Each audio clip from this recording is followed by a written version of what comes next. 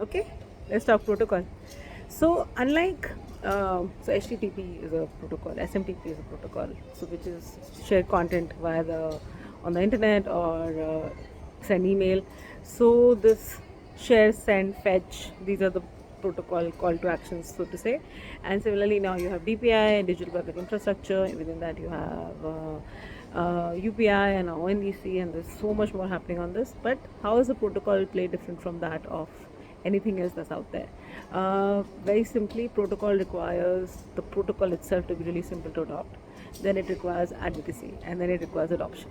So this requires policy support by default. It requires governance a little bit, very very little, and it requires very massive groups of people to get behind it, especially government. All protocols of the past actually have been built by government first and then adopted by private players, because private players are always faster in adopting new tech. This is the first time I'm seeing a reverse this thing. So after so many years, 35 years after HTTPS, you have the protocol play coming back as DPI in India, which is to say that you understand that technology as a highway has a large impact, and the infrastructure is what will build the futures of tomorrow. Whether you're a large organization, mid-size, small size, English speaking, not English speaking, on WhatsApp, 1% doesn't really matter. And for to enable diversity, it's important to build protocols and not to build closed group units of your own. And this is a different playbook, but a playbook which is very critical to ensure that there is inclusion, financial inclusion to begin with, digital inclusion second, and that will then lead to a level playing field for one and all, and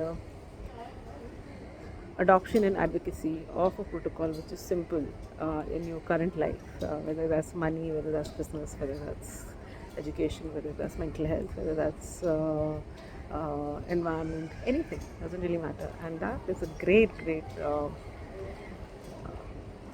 reverse in time in technology. It started like that, now it's growing like that, with protocol, and not with just private tech.